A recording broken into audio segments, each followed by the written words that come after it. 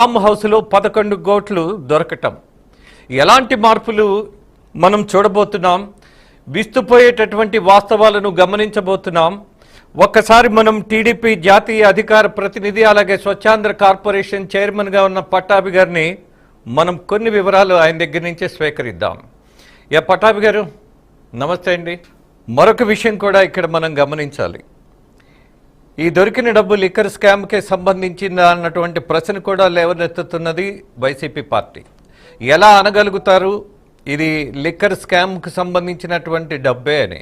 మరొక ప్రధానమైనటువంటి విషయం, లిక్కర్ స్కామ్ ఇంత సంచలనం తీసుకున్నటువంటి దశలో డబ్బులు అక్కడ దాచుకునేటటువంటి అవకాశం ఉంటుందా? ఇంకా 11 కోట్లు అక్కడ వదిలేసి నిర్లక్ష్యంగా అలా ఏ ధైర్యంతో వదిలేస్తారు? ఎలా లింక్ పెడతారు? సిట్ అనేది కేవలం ఇవాళ ఉన్నటువంటి పాలకపక్షం చేతిలో కీలుబొమ్మగా వ్యవహరిస్తుంది అని తీవ్రమైనటువంటి ఆరోపణలు చేస్తున్నారు వైసీపీ నాయకులు. ఇంకా S Pattabhi garu, are you okay? Yeah. So Chevireddy Bhaskar రెడ్డికి సంబంధించినటువంటి అనుచరులు ఎవరైతే ఉన్నారో వాళ్ళు హైదరాబాద్ నగరంలో ఇక్కడ డంప్ అంటున్నారు. దీన్ని డెన్ కాదు, డెన్ అంటే చిన్నది, డంప్ అంటే పూర్తిగా మొత్తం అక్కడ డంప్ అవటం, అక్కడి నుంచి డిస్ట్రిబ్యూట్ అవటం, ఎక్కడెక్కడికి వెళ్ళింది అన్నటువంటి సమాచారం సేకరించినటువంటి సిట్ ఇచ్చినటువంటి సమాచారం మాత్రమే నేను మెన్షన్ చేస్తున్నా. ఇది ఎవరో చెప్పింది కాదు, ఎవరో ఊహించింది కాదు, ఎవరో ఊహాత్మకంగా చెప్పింది కూడా కాదు. పూర్తి దర్యాప్తులో దొరికినటువంటి సంచలనమైనటువంటి సాక్ష్యాధారాలు.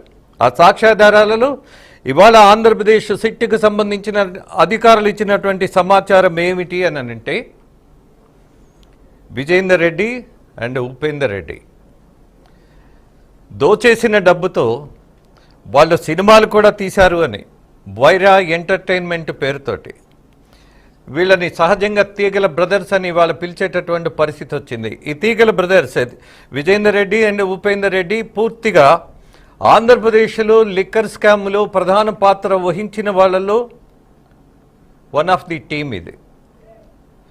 వీళ్ళు ఒక్కళ్ళే కాదు, చాలామంది ఉన్నారు. వీళ్ళు ఇవాళ తెర మీదకి వచ్చారు. ఎలా వచ్చారు? ఈ కాలేజీకి ఎదురుగా పెద్ద ఫామ్ హౌస్ ఉంది. ఆ ఫామ్ హౌస్లో ఇవాళ దాడిలో 11 కోట్ల క్యాష్ దొరికింది. ఈ 11 కోట్ల క్యాష్ని ఇవాళ రికవర్ చేయటంలో జరిగినటువంటి నేపథ్యం ఏంటి? వీళ్ళ మీద సిట్టుకు వచ్చినటువంటి పూర్తి సమాచారం. S Pattabhi garu, I would like to know more details from you. Pattabhi garu. Yeah Rajendra గారు, నా వాయిస్ వినపడుతుందా? ఫైన్ అండి. యా సారీ, ఇందాకేదో కొంచెం technical problem. Yeah no problem. Yeah, ఈ లిక్కర్ స్కామ్ గురించి మనం ఒకసారి ఆలోచిస్తే రాజేంద్ర గారు,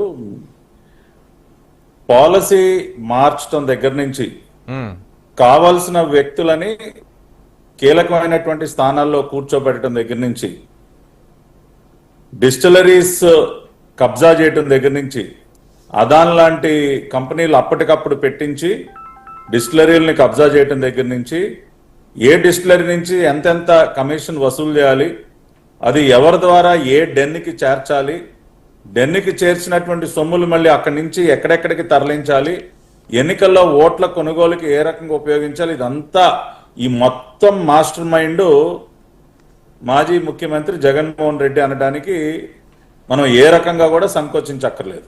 ఓకే. రెండోది,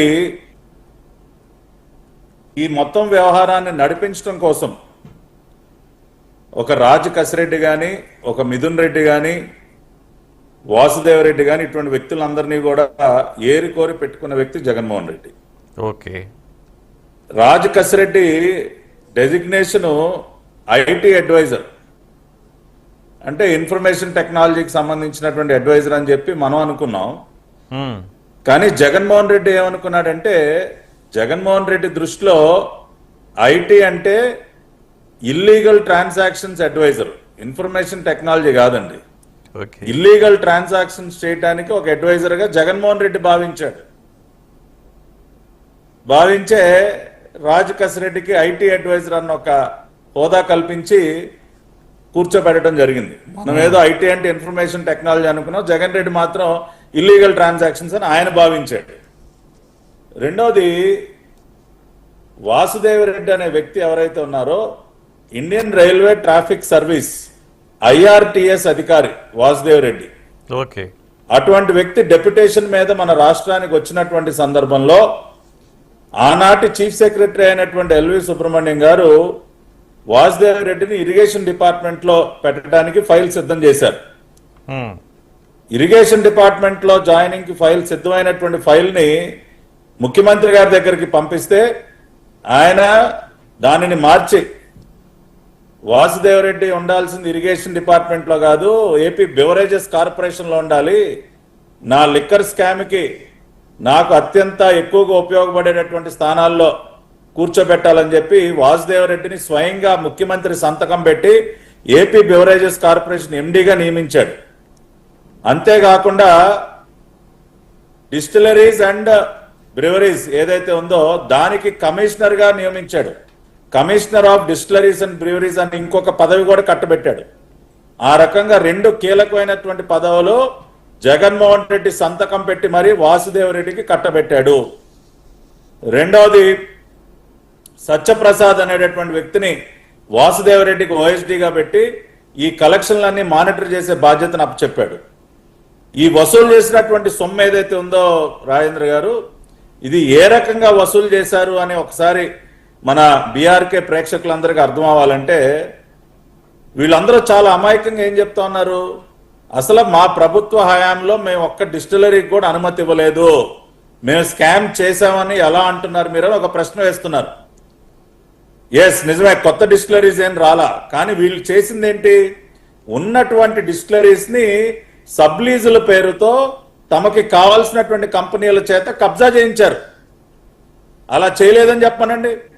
ఉన్నటువంటి ఎగ్జిస్టింగ్ డిస్టిలరీస్ ని వాసుదేవరెడ్డిని commissioner of distilleries and breweries కింద అపాయింట్ చేసి అతని అనుమతితో వాళ్ళకి కావాల్సినటువంటి అదాన్ లాంటి కంపెనీలకి సబ్లీజులకి ఇప్పించి వాళ్ళకి కావాల్సినటువంటి నాసిరకం బ్రాండ్లని ఉత్పత్తి చేశారు. అక్కడ ఎక్కువ మార్జిన్ పెట్టుకుని మళ్ళీ ఆ కంపెనీల దగ్గర నుంచి కమిషన్ల రూపంలో కిక్ బ్యాక్స్ వెనక్కి తీసుకున్నారు.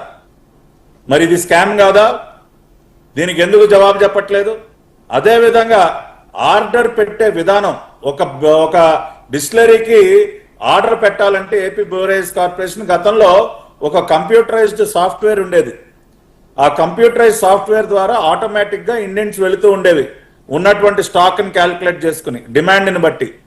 కానీ ఆ కంప్యూటరైజ్డ్ విధానానికి స్వస్తి పలికి ఒక మాన్యువల్ విధానాన్ని తీసుకొచ్చారు. ఏది మాన్యువల్ గా ఆర్డర్లు ప్లేస్ చేయటం, ఏది గతంలో ఎప్పుడో ఒక 30-40 సంవత్సరాల క్రితం కాగితాల మీద ఇండెంట్లు పెట్టేవాళ్ళు చూసారా, మళ్ళీ మనంతా రివర్స్ గేర్ ప్రభుత్వం కదా రాజేంద్ర గారు ఆ రోజున. అందుకని రివర్స్ గేర్ లో మళ్ళీ పాత విధానాన్ని తీసుకొచ్చారు. ఎందుకంటే కంప్యూటర్ ద్వారా వెళితే వాళ్ళకి కావాల్సినటువంటి కంపెనీలకు ఆర్డర్లు పెట్టలేరు కదా, అది ఆటోమేటిక్ గా జరిగేటటువంటి ప్రక్రియ. దానికి ఫుల్ స్టాప్ పెట్టారు.